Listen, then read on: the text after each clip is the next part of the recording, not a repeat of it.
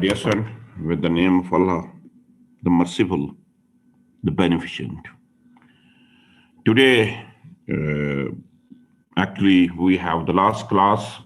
हमारा थोड़ा सा पंक्चुएशन का कोर्स रहता था, हम उसको करेंगे एडिशन, उसके बाद इसकी थोड़ी सी प्रैक्टिस करेंगे और उसके बाद हम इस कोर्स को एंड करेंगे।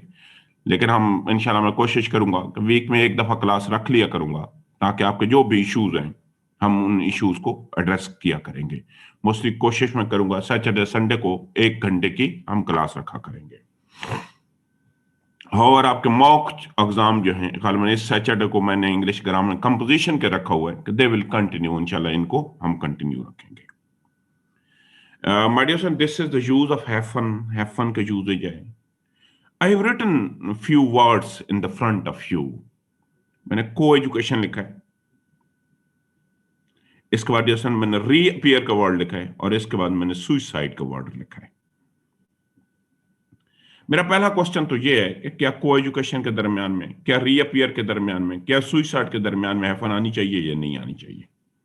क्या हम हैफन यूज करेंगे या नहीं करेंगे?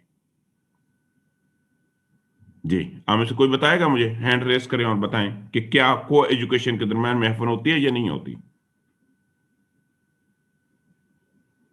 Anyone among you? जी, फैज बताएं, होती है नहीं होती? अच्छा सर, ये नहीं होगी सर, क्योंकि ये को एजुकेशन है, यहाँ पे एक रूट वर्ड है और दूसरा ये जो को है ये याद होगा प्रीफिक्स। डियर सन, बिल्कुल ठीक है। मैंने आपको ये पढ़ाया भी था कि hyphen has its own uses. कि हैफन जो है ना उसके अपने यूजेज हैं, और हैफन का सबसे पहला यूजेज ये है, हैफन इज बेसिकली 2 यूजेज। देखो मैंने बेटे उस दिन भी आपको बताया था, we have 3 type of words हमारे ना, 3। एक होते हैं प्रीफिक्स वर्ड।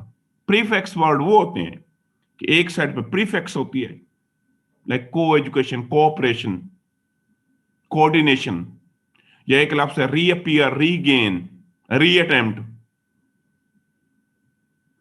तो जब एक साइड पे प्रीफिक्स हो, दूसरे साइड पे कंप्लीट वर्ड हो या रूट वर्ड हो, तो हैफन इज नॉट रिक्वायर्ड। हमारे दूसरे टाइप ऑफ वर्ड्स जो हम उन्हें कहते हैं सफिक्स वर्ड। ये क्या होते हैं? मडियोसन, सफिक्स वर्ड वो वर्ड होते हैं कि इनके पहले कंप्लीट वर्ड होगा, इनके बाद में सफिक्स होगी। तीसरे वर्ड होते हैं जो कंपाउंड वर्ड होते हैं। कंपाउंड वर्ड्स देखो ना, जैसे कि लफ्ज सुइसाइड, पेस्टिसाइड, जेनोसाइड नहीं आएगी। और हमारी आखिरी किस्म ऑफ वर्ड्स की जो किस्म है मॉडर्सेंट, वो किस्म है कि जिसकी दोनों साइडों पे रूट वर्ड होंगे, उधर भी रूट वर्ड होगा, उधर भी रूट वर्ड होगा।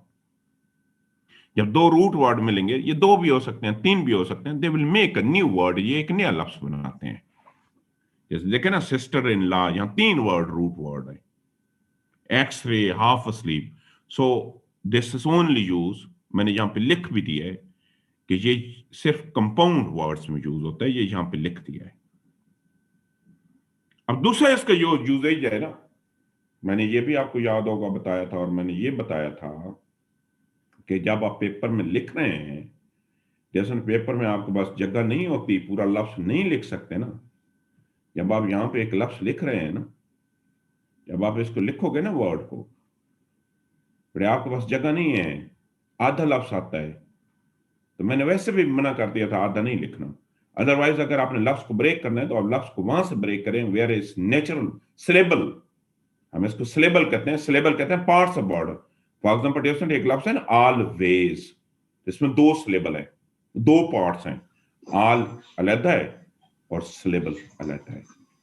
तो आप इसको अगर डिवाइड करोगे तो ए एल ऊपर लिखोगे और वेस नीचे लिखोगे। तो ये इसके 2 यूजेज हैं, ठीक होगा। अब नेक्स्ट यूजेज पे आते हैं, my dear son, this is comma. Comma का जो सबसे पहला यूजेज ये है कि this is always use among the list of the words and the list of the phrases. कि जब भी लफ्जों की लिस्ट होगी या फ्रेजेस की लिस्ट होगी, लफ्जों की क्या लिस्ट है कि I have bought some books, some pencil, some notebooks. तो जब लफ्ज या अगर फ्रेजेस, फॉर एग्जाम्पल मैं लिखूं poor economic growth, minimum job opportunities, तो अगर लिस्ट ऑफ वर्ड्स होगी, लिस्ट ऑफ फ्रेजेस होगी, तो उनके दरमियान में हम कॉमा यूज करते हैं। लेकिन आपको याद होगा डियर स्टूडेंट, शुरू में मैंने आपको बताया था कि अगर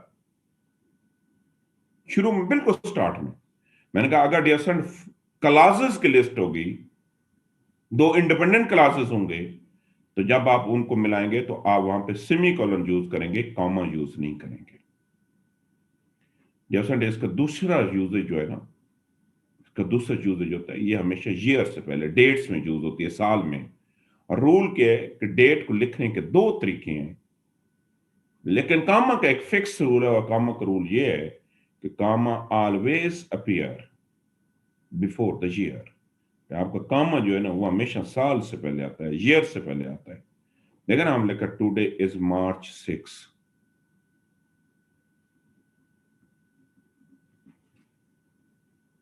और मैं इसको ऐसे भी लिख सकता हूं, डेट और मंथ का कोई इश्यू नहीं है, मैं डेट पहले भी आ सकती है, लेकिन जैसे अगर मैं डेट पहले लिखूंगा तो अब 6 नहीं लिखूंगा, अब मैं 6 लिखूंगा, 6 मार्च। बाद में लिखूंगा, मैं लिखूंगा March 6, लेकिन जैसे अगर मैं इसे पहले लिखूंगा तो मैं लिखूंगा 6 मार्च 2007। अब आगे मूव करते हैं। देखिए मैंने आपको बताया कि जो डेट और ईयर आता है ना, उसमें भी डेट काम आता है, लेकिन काम हमेशा साल से पहले आता है। पहले मंथ का नाम भी आ सकता है, पहले डेट भी आ सकती है। मंथ पहले आएगा तो बाद में लिखेंगे March 6, March 7, March 8, March 9, लेकिन जैसे आप पहले लिखेंगे तो आप लिखेंगे 6 मार्च, 7 मार्च, 8 मार्च, 9 मार्च, 10 मार्च। जैसे इसका तीसरा यूजेज जो है ना, ये बड़ा लिबरल यूजेज है, ये आप पे डिपेंड करता है आप इसको यूज करें या ना करें। वैसे मैं एडवाइस करता हूं ना किया करें तो ज्यादा बेहतर है, ये रूल नहीं है और ना पेपर में ये चीज आती है। हम इसको कहते हैं comma can also tell you where is a pause in a sentence, कि जब खास तौर पे एक लॉन्ग सेंटेंस होता है ना, बहुत बड़ा लंबा सेंटेंस होता है, तो सेंटेंस में पॉज देने के लिए हम इसका यूजेज करते हैं। लेकिन हम लिखते हैं all is well but not necessary forgotten. तो ये ऐसे भी आ सकता था, ये बट के बाद भी आ सकता था, मैं इसको ऐसे भी लिख सकता था कि ऑल इज वेल बट के बाद भी आ सकता था। इसमें नाम भी यूज करूं तो तब भी ठीक है। पास के लिए this is very liberal uses. Number 4, my dear friend, जब आप एक चीज का जिक्र करेंगे और उसी सेंटेंस के अंदर उसी चीज को नेगेट करेंगे तो दिन काम आता है। देखा ना, अयूब खान की किताब का नाम है master common not friends. Dear friend, हम इसको कहते हैं कि to negate previously mention things. या आपने पहले एक चीज जिक्र किया, अब उसी चीज को दोबारा नेगेट करेंगे ना तो आप कॉमन यूज करेंगे। हम लिखते हैं कि is my friend, not very good friend. देखे ना, हमने एक बात की और उसी बात को दोबारा नेगेट किया। Your writing expression is very good, not the selection of words. मैं तारीफ कर रहा हूं, लेकिन अगेन उसमें मैंने एक उसका फ्लॉज भी बता दिया है। तो जब हम एक चीज लिख रहे हैं और उसी सेंटेंस के अंदर अगर हम उसको नेगेट करेंगे, रिजेक्ट करेंगे, तो again my dear friend we are supposed to use the past, तो हम पास्ट का यूजेज करेंगे, मीन के कॉमा का यूजेज करेंगे। अब ये जो यूजेज है ना, this is very technical and this is very tricky as well. हम इसको कहते हैं सीरियल कामा भी बोलते हैं, ऑक्सफोर्ड कामा भी बोलते हैं, हम इसे हार्वर्ड कामा भी बोलते हैं। This is very ट्रिकिकल।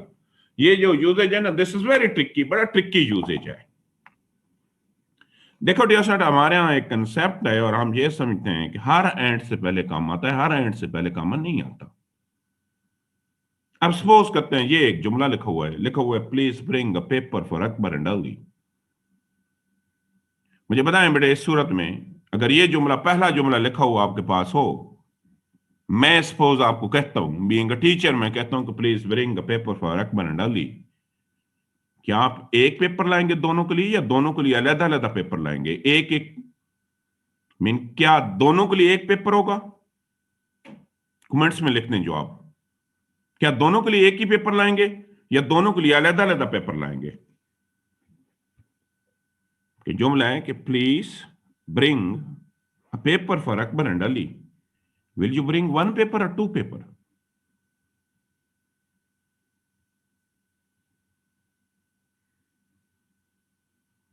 अब देखें ना, यहां पे क्लास में भी अगेन कंफ्यूजन आ रही है, some are writing one and some are writing two. देखो बेटे, मैं चलें अब इस सिचुएशन में कन्वर्ट करते हैं। देखो डियर स्टूडेंट, ये देखो अब मेरी इधर, अब ठीक है, मैं मुझे देखो ना, अब पूरे कमेंट्स देख लें, कुछ एक कह रहे हैं, कुछ दो कह रहे हैं, so there is confusion. My dear student, हम एंड से पहले उस वक्त कॉमा यूज करते हैं when we want to address the confusion. क्या कंफ्यूजन? सपोज करते हैं बेटा, सपोज करते हैं कि मैं किसी ऑफिस में काम करता हूं और मेरा काम है, मेरे ऑफिस का काम है कि ये फूड आउटलेट रेस्टोरेंट के लिए लाइसेंस जारी करना। मैं ऑफिस बैठा हूं, मेरे पास अकबर और अली आते हैं, वो कहते हैं कि सर हमने F10 के अंदर रेस्टोरेंट खोलना है, तो आप हमें लाइसेंस दें। तो मैं कहता हूं आपको एप्लीकेशन लिखनी पड़ेगी। वो कहते हैं पेज नहीं है। मैं अपने बंदे को बुलाता हूं और उसको अगर ये लिख के सेंटेंस देता हूं ना, तो please bring a paper for Akbar and Ali. अगर वो वहां मौजूद है ना, तो सुन रहा है सिचुएशन, तो वो वैसे भी एक पेपर लाएगा। अगर डेसेंट वो मौजूद नहीं है, उसे मैं लिख के दूंगा और एंड से पहले कामा नहीं लाऊंगा, तो वो एक ही पेपर लाएगा। वो दोनों, उसे पता है कि they are the single identity. अब दोबारा मैं बैठा हूं, मेरे पास दोबारा अकबर और अली आते हैं, ये और अकबर और अली हैं। अकबर अली छोड़ देते हैं, अवैस एंड मुश्ताक आते हैं। एक कहता है सर मैं F10 के अंदर खोलना चाहता हूं, एक कहता है F9 के अंदर। तो मैं कहता हूं आप दोनों को अलग अलग एप्लीकेशन लिखनी पड़ेगी। और डेसेंट, अगर आप मैं अपने पीएन या अपने स्टाफ को लिख के दूंगा, तो मैं हर सूरत में एंड से पहले कामा डालूंगा। और इस एंड से पहले कामा का मतलब ये होगा कि ये they are the separate identities, कि उसके लिए अलग पेपर लाओ, उसके लिए एक अलग पेपर लाओ। माय डियर फ्रेंड, हर वक्त नहीं, अगर सेंटेंस के अंदर कंफ्यूजन है। अब एक मिनट आगे सेंटेंस पढ़ते हैं। मैंने लिखा Pakistan and China have written letter to UNO regarding the Kashmir. A letter आएगा या लेटर्स आएगा? माय डियर फ्रेंड, अगर अगर इस एंड से पहले कामा होता, तो तब ये लेटर्स होता, कि हमने अपने तौर पे लिखे हैं, उन्होंने अपने तौर पे लिखे हैं। लेकिन डियर फ्रेंड, अगर इस एंड से पहले कामा नहीं है, तो इसका मतलब यह है कि हमने आ लेटर लिखा है और हमने कंबाइन होकर लिखा है। हमने अलग अलग नहीं लिखा, हमने कंबाइन होकर लेटर लिखा है। देखे ना, horse and carriage is at my door, बेटे ये इस आएगा। और यहां पे पता है हार्स एंड कैरेज का मतलब बग्गी है, लेकिन इसमें कामा पहले दूंगा ना, अब मीनिंग चेंज होगा, अब इज नहीं रहेगा, अब आर होगा। इसका मतलब ये है कि जैसे शाम का वक्त हो गया है, तो जो बग्गी बांध था, उसने घोड़े को अलहदा कर दिया, बग्गी अलहदा खड़ी हुई है। अब डियर मैं इज नहीं यूज करूंगा, मैं आर यूज करूंगा। तो डियर सिंपल कहने का मकसद, ये कहने रूल ये है कि आप हर वक्त एंड से पहले कामा नहीं लगाएंगे। आप सिर्फ और सिर्फ उस सूरत में लगाएंगे, मेडिसन, आप सिर्फ और सिर्फ उस सूरत में when there would be confusion. अगर आपके सेंटेंस में कंफ्यूजन नहीं है, तो आप नहीं यूज करेंगे। नेक्स्ट पढ़ते हैं। मेडिसन नेक्स्ट लिखा हुआ है कि my favourite animal are tiger, dog, cats and elephant. तो क्या इस एंड से पहले काम आएगा? नहीं आएगा, इसमें तो कंफ्यूजन ही नहीं है। मेडिसन, when there is no confusion, you are not suppose to use the comma before the and. है ही नहीं कंफ्यूजन।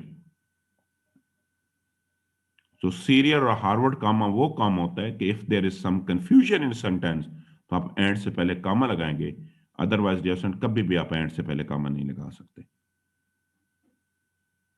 क्लियर हो गया? तो मैंने कामा के, my dear student, I have talked about the four uses. मैंने सबसे पहला यूजेज बताया कि ये लफ्जों और फ्रेजेस के दरमियान में आता है। नंबर टू, मैंने कहा डेट और ईयर्स के दरमियान में आता है। तीसरा लिबरल यूजेज है। फोर्थ, मैंने कहा जब एक चीज का जिक्र करेंगे आप उसको रिफ्यूट करेंगे। और नंबर फिफ्थ, मैंने ये बताया आपको कि if there is some confusion in the sentence, in order to address this confusion, you are supposed to use the semicolon and you are supposed to use the comma. अगर किसी को question है तो आप हैंड रेस करें, ताकि मैं आपको जवाब दे सकूं, then I will move forward.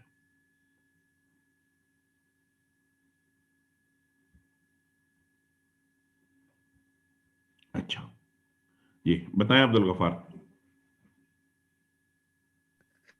अस्सलाम वालेकुम सर। जी सर मैं ये वालेकुम पूछना सलाम। चाह रहा था कि सर ये जो कामा जब आएगा तो फिर सर हम वर्ब को आगे सिंगुलर यूज करेंगे या नहीं एंड के बेटे, बाद कामा सर आएगा तो सिंगुलर वार्ब यूज? प्लुरल होगा। कामा का मतलब दो चीजें हैं। अगर कामा आ गया ना तो वार्ब सिंगुलर नहीं होगा, verb must be the plural. Yes sir, thank you sir. Clear हो गया? अच्छा, यस। आबिद आप क्वेश्चन करो। सर ये हाइफन के प्रीफिक्स और सफिक्स वाले जरा एग्जांपल्स दे दे सर। मैंने कहा बेटे प्रीफिक्स के एग्जांपल री अपीयर, री अटेम्प्ट। री और अटेम्प्ट के दरमियान में हाइफन नहीं आएगी। ओके और सर। सफिक्स की एग्जांपल है बेटे साइड, जो लफ्ज है ना, side act of killing, suicide, genocide, pesticide, okay. Fungicide, इनके दरमियान में भी नहीं आएगा। Okay sir. अच्छा, my son, let me move forward. Yes, speech mark. You know that we have two speech mark. हम एक को सिंगल इन्वर्टेड कामास कहते हैं और दूसरे को हम डबल इन्वर्टेड कामास कहते हैं। लेट मी टॉक अबाउट, मैं पहले आपको डबल इन्वर्टेड कामास पे बात करूंगा। My dear son, double inverted commas has only two usages. Double inverted commas के सिर्फ दो यूजेज हैं। इसका पहला यूजेज डबल इन्वर्टेड कामा ये है कि when you will quote someone, अगर आपने किसी को कोट किया तो आप डबल इन्वर्टेड कामास यूज करेंगे। Sir Syed says, double inverted commas. तो मैंने रूल नंबर 1 क्या बताया है कि sir you are suppose to use the double inverted commas when you will quote someone. अगर आप किसी को कोट करेंगे तो आप डबल इन्वर्टेड कामास यूज करेंगे। और इसका यूज, दूसरा यूजेज ये है, देखिए हम कभी भी किसी किताब के नाम को डबल इन्वर्टेड कामास में नहीं लिखते, किसी पर्सन के नाम को नहीं लिखते। लेकिन रूल नंबर 2 ये है कि अगर किसी किताब के चैप्टर के नाम आएगा, न्यूज़पेपर को नहीं लिखते, लेकिन अगर न्यूज़पेपर के किसी आर्टिकल का नाम आएगा तो डबल इन्वर्टेड कॉमास में लिखा जाएगा। मैंने कहा to enclose chapter heading and the title of the articles, newspaper itself और बुक का नेम जो है वो कभी भी डबल इन्वर्टेड कॉमास में नहीं आता।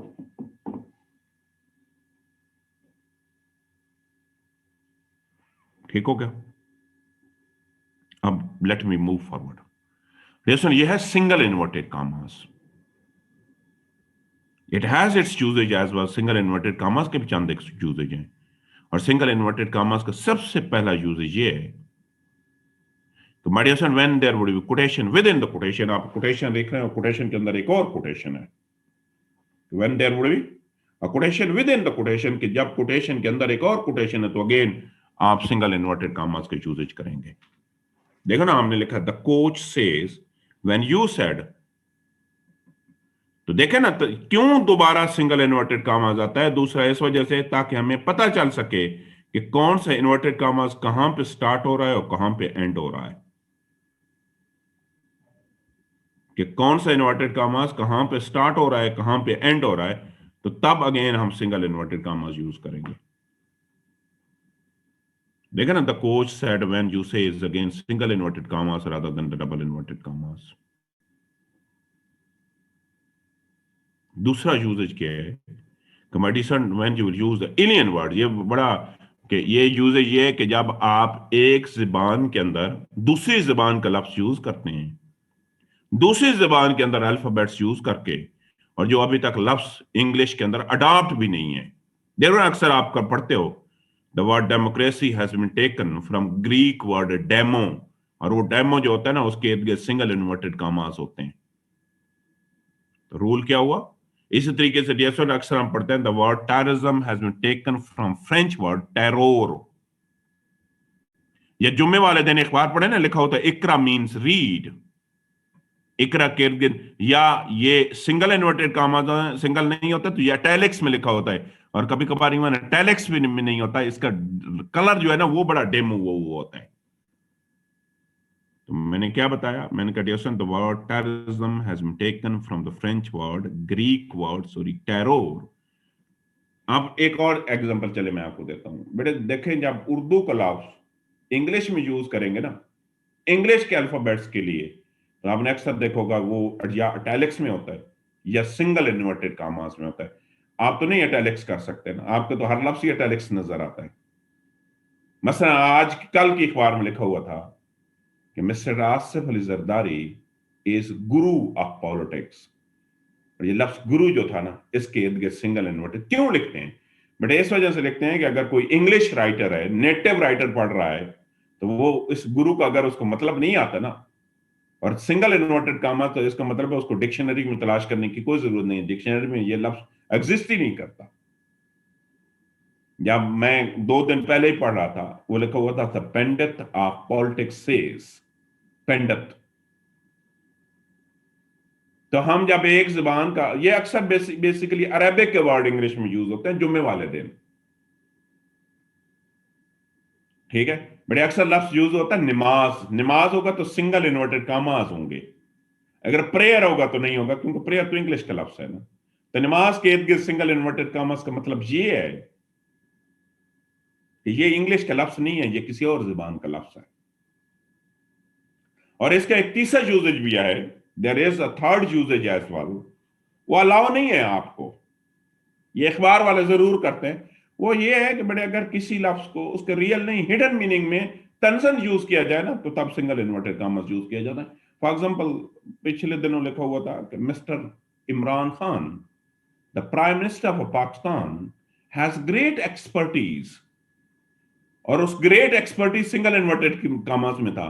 दोबारा जुमला तो सुनना, लिखा हुआ था कि the prime minister of Pakistan mister Imran Khan has great expertise in economic matters. उसको क्या पता इकोनॉमिक्स क्या है? ये पिछले चंद दिनों पहले लिखा हुआ था कि mister Asif Ali Zardari is the most honest politician इन पाकिस्तान, और ऑनेस्ट के इर्द सिंगल इन्वर्टेड कामास लिखे हुए थे। क्लियर हो गया? तो मैंने क्या कहा है कि ये आपके लिए अलाउ नहीं है तीसरा यूजेज। तो सिंगल, ये डबल ये इन्वर्टेड कोटेशन मार्क्स के 2 यूजेज हो, एक ये है कि when you will quote someone, और दूसरा डियर स्टूडेंट्स का यूजेज ये है कि when you are supposed to name the chapter of some book और the title of some magazine as well, वो भी सिंगल इन्वर्टेड कॉमास में आएगा, सॉरी डबल में। सिंगल में ने क्या कहा कि व्हेन देयर बड़ी quotation within the quotation, जब आप एक कोटेशन लिख रहे हैं उसके अंदर एक और कोटेशन है, एक चीज। और इसका दूसरा यूजेज ये है कि डियर स्टूडेंट, जब आप एलियन वर्ड्स यूज करेंगे, तीसरा यूजेज ये है कि जब, ये आपके लिए अलाउ नहीं है कि जब आप तंजन लफ्ज यूज करेंगे, तो तब भी हम इसका यूजेज करेंगे। क्लियर हो गया? अच्छा, अब एक चीज बीच में मैंने पीछे छोड़ी थी, वो था अगेन, उसकी सबसे ज्यादा गलतियां भी आपकी उससे की होती हैं।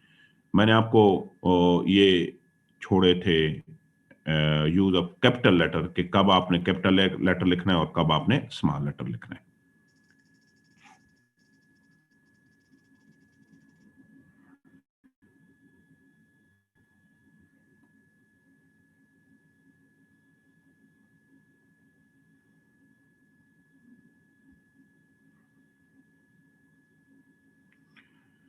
माय डियर स्टूडेंट, पहला इसका यूजेज ये है, सबसे पहला, कि capitalise the starting alphabet of every sentence. ये तो वैसे भी आपको पता है कि जब हम एक नया सेंटेंस लिखते हैं, तो नए सेंटेंस का हमेशा पहला वर्ड जो होता है ना, वो हमेशा कैपिटल लेटर से लिखा जाता है। कि पहला लेटर हमेशा कैपिटल लेटर से लिखा जाएगा। देखा ना, यहां पे कैपिटलाइज का सी भी मैंने कैपिटल लेटर से लिखा हुआ है।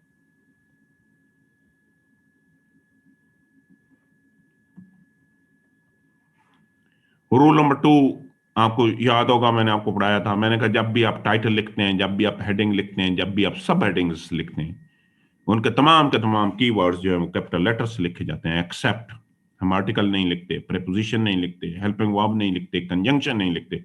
इसके अलावा जितने भी वर्ड्स होते हैं, they must be written with the capital letter as well.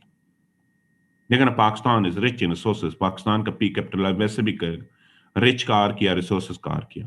तो मैंने क्या बताया, मैंने कहा व्हेन, जब भी हम कोई हेडिंग लिखेंगे, सब हेडिंग लिखेंगे, तो उनके तमाम के तमाम कीवर्ड्स जो है they must be written with the capital letter as well. Rule number 3 जो है, ये पता है आपको कि whenever and wherever the proper noun will appear, my dear son, बेटे जिधर भी, जैसे भी, जिस भी जगह हमारा प्रॉपर नाउन आएगा, it must be written with the capital letter. Proper noun हमेशा कैपिटल लेटर से लिखा जाएगा। ये देख लेना, my brother Waqas who used to live in middle east, about the old west, about the hard fort. जब भी हम प्रॉपर नाउन लिखेंगे, whenever and wherever it must be appear, it must be written with capital letter as well. जिधर भी जहां भी होगा ये हमेशा कैपिटल लेटर से लिखा जाएगा।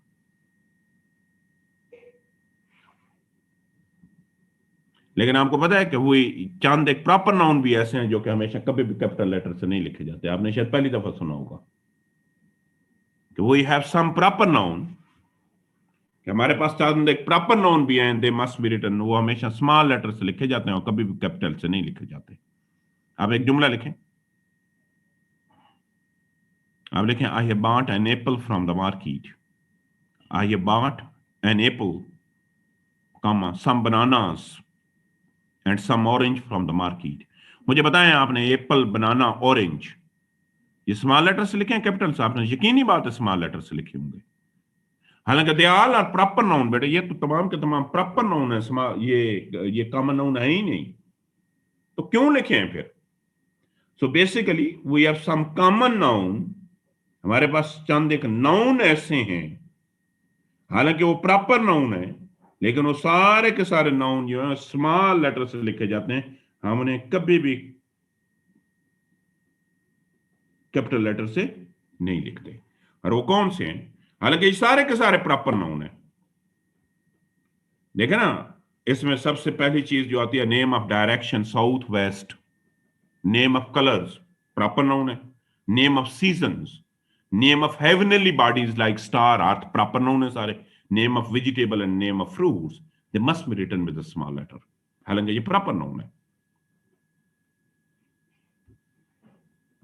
Rule number 4, my dear friend, जब भी आप डेज के नाम लिखते हैं, मंथ के नाम लिखते हैं, हॉलीडेज के नाम लिखते हैं, they also be written with a capital letter as well.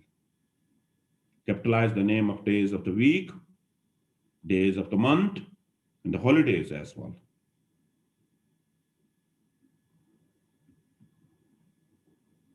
My dear friend, जितने भी हिस्टोरिकल इवेंट होते हैं, आपको पता है हिस्टोरिकल हिस्ट्री चीज तब बनती है,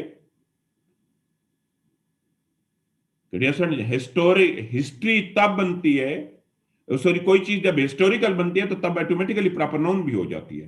देखो ना, हम लिखते हैं वर्ल्ड वॉर 2, स्मॉल कभी भी नहीं लिखते, इसको कैपिटल लेटर से लिखते हैं।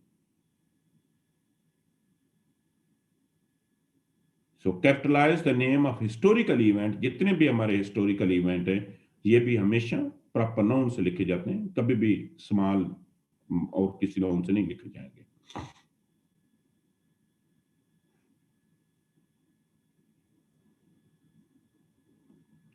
माय डियर फ्रेंड, जितने भी दुनिया के मजहब और मजहब रिलेटेड टर्म्स हैं, लाइक मास्क है, इस्लाम है, क्रिश्चियन है, क्रिश्चियनिटी है, मुस्लिम है, हिंदू है, मैंने क्या रूल लिखा है? मैंने capitalise the name of religion and all the religious term, मजहब और मजहब रिलेटेड जितने भी टर्म्स होते हैं वो हमेशा कैपिटल लेटर से लिखी जाती हैं। आप अक्सर इवन पाकिस्तान अफेयर में भी मुस्लिम जो है ना एम स्मॉल लिखते हैं। माय डियर फ्रेंड, सीएसएस छोड़ें, किसी भी जगह मुस्लिम लिखना है तो Muslim must be written with the capital letter as well. My dear friend, capitalise the name of nation, बेटे कौमों के नाम, नेशनलिटीज के नाम, ज़बानों के नाम, वो भी हमेशा कैपिटल लेटर से। लेकिन कभी कभार फ्रेज होता है, फ्रेज का मैं लिखूं पाकिस्तान क्रिकेट टीम, तो पाकिस्तान क्रिकेट टीम का सिर्फ पाकिस्तान कैपिटल होगा, cricket team must be written with small letter as well.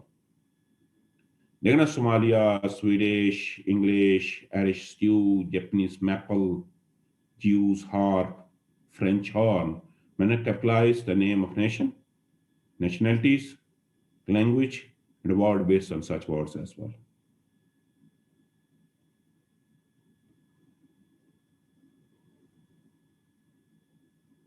My dear son, जब भी आप एकेडमिक कोर्सेस जो होते हैं, एकेडमिक कोर्सेस जितने भी आप लिख रहे होंगे उनके कीवर्ड्स जो हैं, they must be written with the capital letter as well. लेकिन फॉर एग्जांपल मैं लिखूं he is doing master in mathematics, वैसे लिखूं ना he is solving mathematics problem, तो मैथमेटिक्स का एम शुड बी स्मॉल। लेकिन मैं पूरे का पूरा मास्टर इन मैथमेटिक्स। और आखिरी बात ये है कि आप जो ब्रांड्स के नाम होते हैं ना, ये सारे के सारे कैपिटल लेटर से लिखे जाते हैं।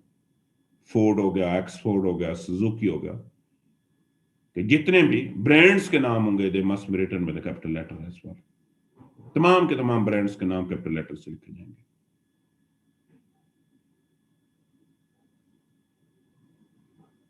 अब डेसन हम इसकी चंद एक प्रैक्टिस करेंगे। मैं आपको कल ही बता चुका था कि जब इस पेपर को अटेम्प्ट करेंगे तो कल भी मैंने आपको इसकी टाइम मैनेजमेंट बताई थी। माय डियर स्टूडेंट, इस पेपर की टाइम मैनेजमेंट ये है कि जब भी आप इस पेपर को करेंगे कि इस पेपर की जो टाइम मैनेजमेंट है, मैंने आपको शायद कल भी बताया था कि dear student never start with again. बड़े जो कभी भी ये जो बड़े क्वेश्चन है उनसे स्टार्ट ना करें। मैं एक मिनट दोबारा आज बता देता हूँ। आपको पता है पहला क्वेश्चन तो वैसे भी आपका कंपल्सरी क्वेश्चन होता है, और वो पहला क्वेश्चन जो होता है वो सिनोनिम एंटोनिम्स का होता है। वैसे भी उसके लिए 20 मिनट का टाइम होता है, लेकिन जैसा जिसको आते होते हैं ना वो 15 मिनट 10 मिनट में भी ईवन कर लेता है, और आपको दूसरा पेपर भी मीनवाइल दे दिया जाता है, तो आप टाइम से पहले भी दूसरा पेपर स्टार्ट कर सकते हैं। तो मैंने ये आपके सामने एक मिनट स्क्रीन पे ले आता हूँ। आई have talked about this time management. मैंने इस टाइम मैनेजमेंट पे आपके साथ बात की थी। ये आपकी टाइम मैनेजमेंट है। माय डियर स्टूडेंट, वैसे भी पहला क्वेश्चन जो है ना ये ऑब्जेक्टिव क्वेश्चन है। ये 9 o'clock शुरू होगा, 9:20 तक आप इसको लेके जाएंगे, लेकिन जिसको आता होता है वो 9:10 9:15 तक भी इसको कंप्लीट कर लेता है।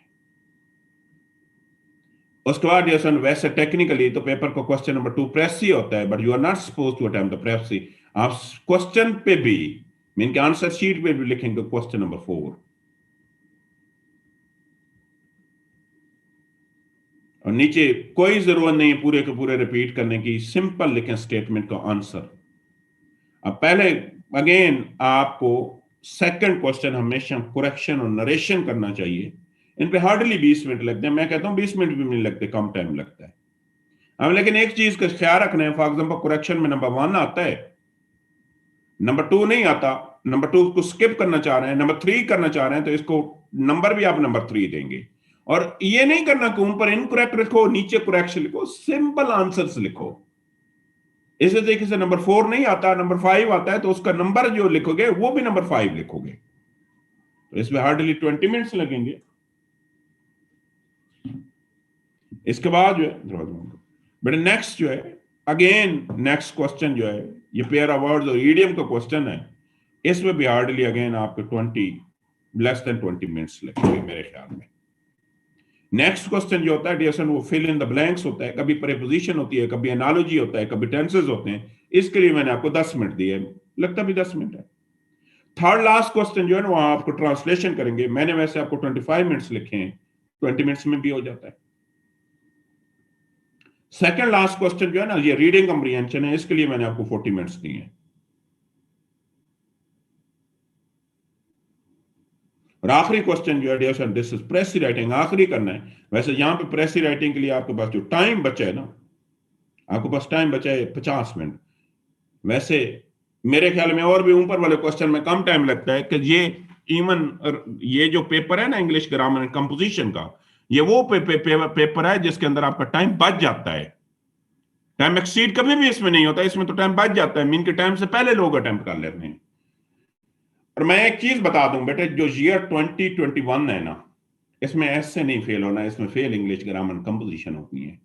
और वो तमाम के तमाम जो टेक्निकली साउंड होंगे, टेक्निकली मतलब क्या है, जो रट्टे वाली चीजें जिन्हें आती होंगी, जिनके कंसेप्ट्स क्लियर होंगे, जिनको वोकैबुलरी आती होगी। मैं आपको बता चुका हूं कौन सी वोकैबुलरी है, पेयर ऑफ वर्ड्स बता चुका हूं, ईडियम बता चुका हूं, करेक्शन पे बहुत डिटेल हमने बात की है, नरेशन पे बहुत डिटेल बात की है हमने, बहुत ज्यादा टेस्ट पंक्चुएशन पे बहुत ज्यादा डिटेल बात की है।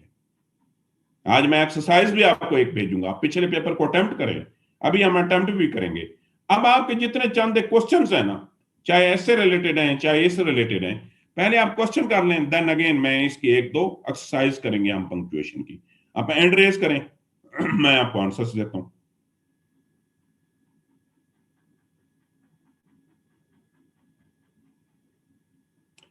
चलें, कोई किसी को क्वेश्चन नहीं है।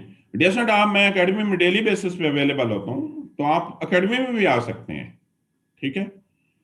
और सैटरडे संडे को किसी वक्त भी आपको टाइम मैं दे देता हूं सैटरडे संडे का। बेटे सैटरडे संडे को आप आ सकते हैं 2 बजे से लेके 5 बजे के दरमियान में। ये फैसल क्वेश्चन करें। जी सर, मैंने थोड़ी क्लास लेट ज्वाइन किया सर। कामा अगर ब्रीफली वो फैसल मैं हाई। सुन रहा हूँ आपको। जी सर, आवाज आ रही है मेरी? सर आवाज आ रही है मेरी? फैसल आपकी आवाज नहीं आ रही, 1 मिनट मुझे दें, 1 मिनट दें। जी सर। जी आप बताएं फैसल, सॉरी मैंने वो साउंड क्लोज किया हुआ था, जी बताएं। जी अब आ रही है सर? जी बिल्कुल आ रही है। जी सर, ब्रीफली हाइफन एक्सप्लेन कर देंगे सर? हाइफन की मुझे समझ नहीं आई। मैंने कहा बेटे हैफन हैज 2 यूजेज। हैफन का सबसे पहला यूजेज ये है कि जब आप कंपाउंड वर्ड लिखते हैं ना, कौन से वर्ड बेटे? कंपाउंड वर्ड वो होता है जो 2 सिंगल वर्ड से मिलके बने। फॉर एग्जांपल जैसे सिस्टर अलहदा वर्ड है, इन अलहदा वर्ड है, लाज अलहदा वर्ड है। ठीक। और इसका दूसरा यूजेज ये है कि जब आप लिख रहे होते हैं ना और आपको बस जी जगह नहीं बचती लाइन के एंड पे, तब भी आप इसको यूजेज कर सकते हैं। चलिए, ठीक है सर, थैंक यू। जी बेग साहब आप क्वेश्चन करें। हनान। सर ये जो आपने टाइम मैनेजमेंट बताई है, इसमें आपने कहा कि सेकंड नंबर पे हमने करेक्शन एंड नरेशन करनी है। सर इसको हमने क्वेश्चन 2 नहीं मार्क करना, हम इसको क्वेश्चन 4 ही नहीं लिखेंगे बेटे, जो पेपर। एक्चुअल नंबर है वो क्वेश्चन लिखोगे। ठीक है सर। और सर सेकंड क्वेश्चन ये कि सर जो कॉम्प्रिहेंशन होती है उसमें क्वेश्चन होता है वर्ड्स के मीनिंग्स लिखने होते हैं।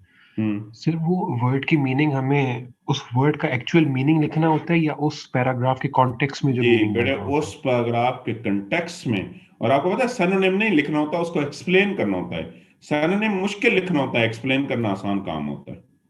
सर हमें 1 लाइन में एक्सप्लेन करना होता है? ये 1 लाइन, 2 वर्ड्स, 3 वर्ड्स एक्सप्लेन करना आसान काम होता है एज कम्पेयर टू।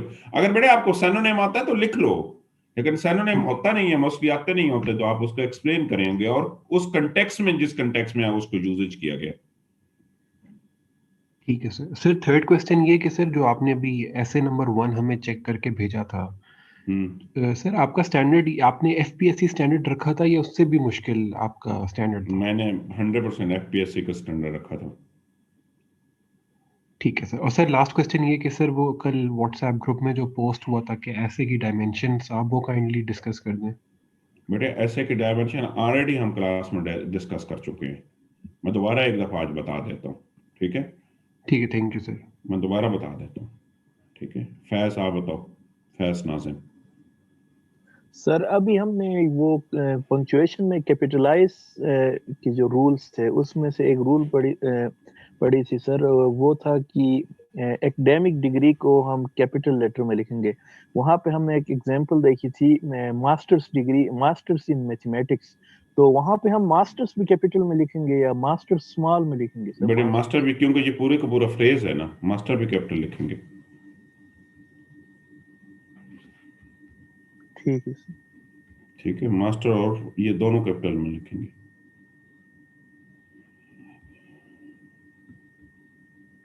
अच्छा तो ये तो आप क्वेश्चन करो। सर कल कोविड पे बात हो रही थी, कोविड की जो डायमेंशन है। बेटे देखो, कोविड की मोस्टली ना 2 ही डायमेंशन है, मैं उन पे उन्हीं पे अभी वापस आ रहा हूँ। मैंने आपको याद होगा कि एजुकेशन की सारी डायमेंशन बताई थी, मैंने डेमोक्रेसी की सारी डायमेंशन बताई थी। बेटे कोविड जो है ना, कोविड की सिर्फ 2 ही डायमेंशन है। इसकी सबसे बड़ी डायमेंशन ये है कि मैं आज कोविड रिलेटेड आपको टॉपिक भी भेजूंगा जिन पे आ सकता है। मेरे ख्याल में इसकी सबसे बड़ी डायमेंशन ये है कि सोशो इकोनॉमिक इंप्लीकेशन ऑफ कोविड-19। एक डायमेंशन ये है। जैसे इसकी दूसरी डायमेंशन ये है कि कोविड-19 has challenge the reality of progress in this world.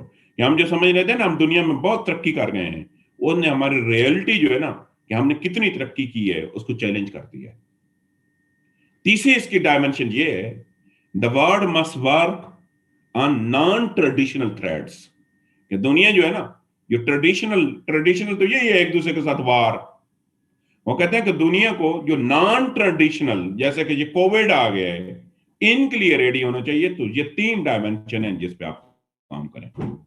ये डियर आपके एक्सपेक्टेड टॉपिक आ सकते हैं। ये आपके स्क्रीन के सामने मैंने कुछ टॉपिक को ले आया। सबसे पहले है global warming, climate change and our preparation to counter it. देखो आपको पता है कि कल भी यूके के अंदर एक कॉन्फ्रेंस हो रही है और साउथ एशिया से सिर्फ पाकिस्तान को इनवाइट किया गया है कि साउथ एशिया को पाकिस्तान लीड करे। यह आ सकता है कि climate change and our preparation, या ये भी आ सकता है climate change is the real threat for the economic prosperity of Pakistan. Making of new provinces in Pakistan challenge and prospect, क्योंकि आपको पता है कि साउथ पंजाब पे आजकल बात, आधा साउथ पंजाब बन भी चुका है। Right and minorities in Pakistan issues and solution, ये पिछले दिनों इस पर बहुत डिबेट हुई है। मेडिसिन 100% एजुकेशन पे ऐसे आएगा। डेमोक्रेसी में ऑलरेडी बता चुका हूं, ये ऐसे आएगा कि emerging power of social media. अच्छा, इसकी 3-4 डायमेंशन लिख लें। मेडिसिन सोशल मीडिया की पहली डायमेंशन ये है कि role of social media for good governance, और दूसरी ये है कि social media is promoting national disintegration in the country. देखो ना बेटे, हमारे यहां आर्मी में पहले तनकीद नहीं होती थी, तो social media is promoting disintegration in the country. ये भी आ सकता है कि social media can bring the national integration in the country. Social media is a weapon to create the unrest in the society among the youth. कि social media वो weapon है, आपको तो नहीं पता होता ना कि आपके नाम से कोई हो सकता है इंडिया में एक फेक अकाउंट चला रहा हो, कि ये आपका मुआशरा जो है उसके अंदर अनरेस्ट क्रिएट करता है।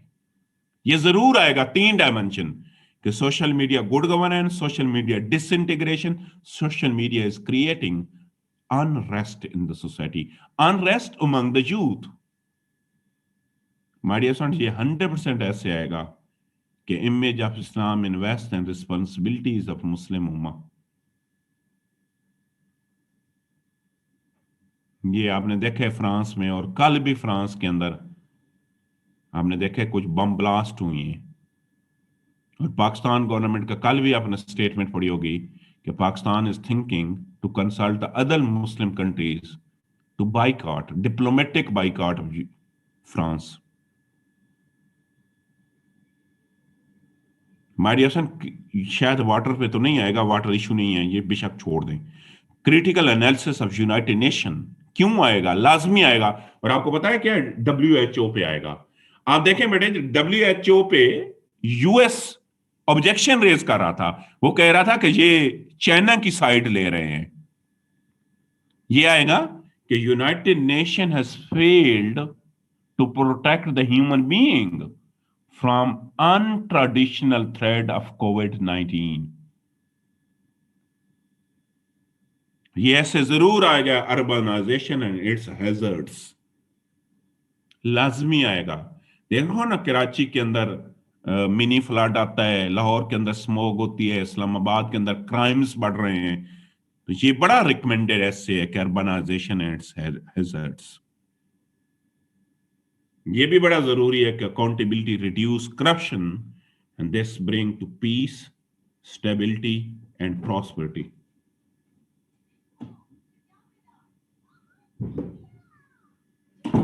ये हर साल आता है socio economic problem of Pakistan.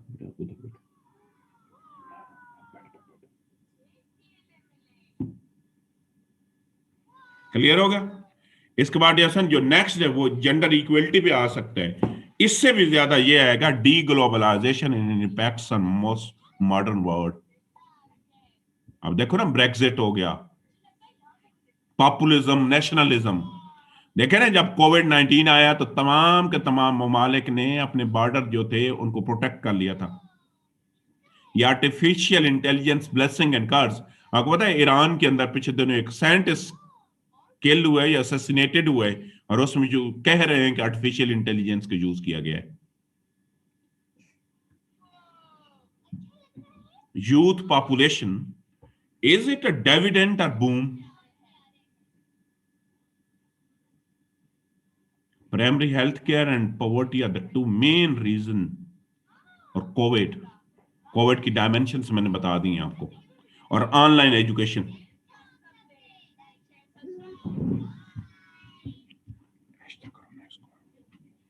इसको बंद कर।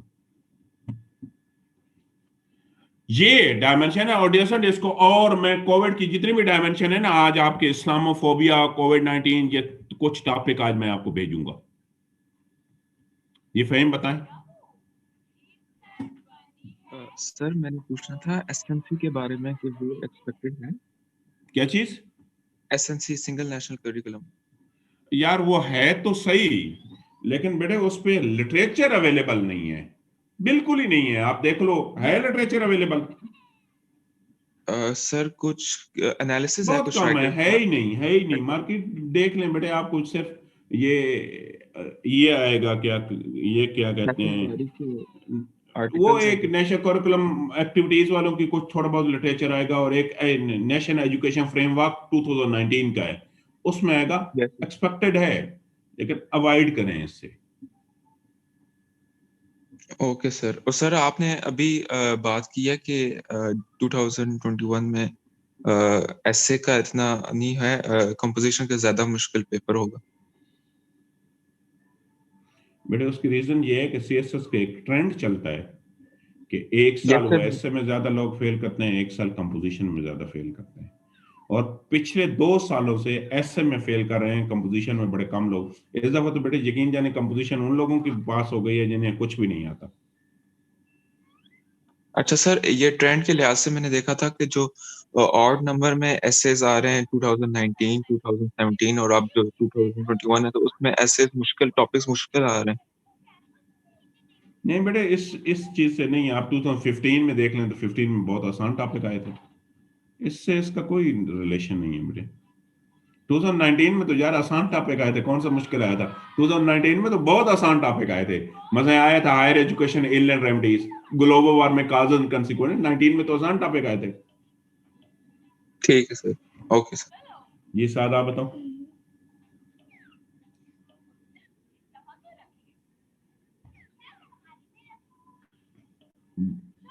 बिल्कुल पॉसिबल है, और आपके लिए बहुत अच्छी बात है, बिल्कुल पॉसिबल है।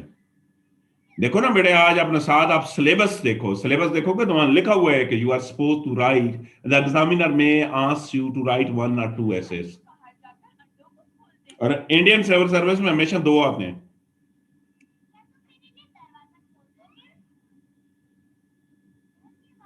जी, किसी और को कोई क्वेश्चन? तो डियर स्टूडेंट, आपने आने वाले दिनों में बहुत ज्यादा चीजों की प्रैक्टिस करनी है, मुझे लिख लिख के चीजें भेजनी है, ठीक है? मॉक जरूर देने। सैटरडे संडे को आके आप एकेडमी में आके डिस्कशन कर सकते हो। तो हम एक और क्लास इंशाल्लाह आने वाले दिनों में रखेंगे। मैं कोशिश करूंगा ताकि आपका फीडबैक रहता रहूं, आप पे थोड़ी सी अकाउंटेबिलिटी करते रहें। हम वीकली कभी कभार सैटरडे संडे को एक क्लास रखा करेंगे। ये अब्दुल्ला बताओ। सर वो हमारा एक मॉक चेक भी हो गया था, तो उस पर अगर डिस्कशन आप रख लें। मैं कोशिश करूंगा संडे को रख लूंगा, ठीक है? संडे को रख लेंगे। Okay sir, thank you. ठीक हो गया? तो डियर स्टूडेंट, अब मैं आपको एक असाइनमेंट भेजूंगा, आपने वो अटेम्प्ट करनी है। वो क्या है? वो असाइनमेंट है, मैं आपको तमाम लोगों को कहूंगा डियर स्टूडेंट, पंक्चुएशन की बहुत अच्छी एक्सरसाइजेज हैं हाई स्कूल रैंडन एंड मार्टिन में और इंटरनेट पे। तो मैं एक डॉक्यूमेंट भेजूंगा, आपने उसको पंक्चुएट करना है, नीचे उसके सोल्यूशन भी दिए गए हैं, रीजन भी दी गई हैं। तो होपफुली आपकी क्लासेस अच्छी रही हैं। So see you my dear student very soon once again as well.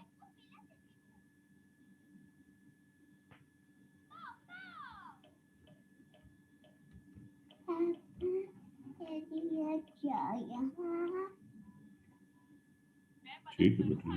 पापा मुझे ऐसे चाहिए है पापा। हैमर चाहिए?